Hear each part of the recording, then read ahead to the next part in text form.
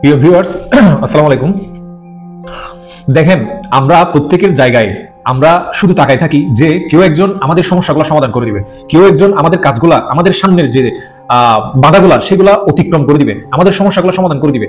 কিন্তু আমাদের জায়গা থেকে যে আমাদের কিছু দায়িত্ব আছে, এটা অনেকেই আমরা চিন্তা করি না।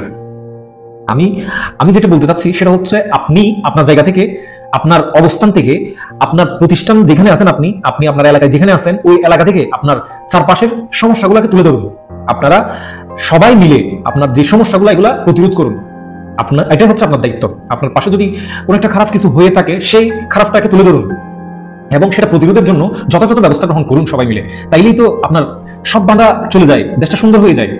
এখানে তো কেউ এককভাবে এটা কোনো সম্ভব না। সবাই এভাবেই সবার জায়গা থেকে নিজের অবস্থান থাকে যদি শক্ত করেন, নিজের কাজগুলো যদি পরিপাটিভাবে করে যান, তাইলে তো দেশটা সুন্দর হয়, তাইলে তো অবস্থানটা ভালো হয়, আপনার সবকিছু ভালো হয়।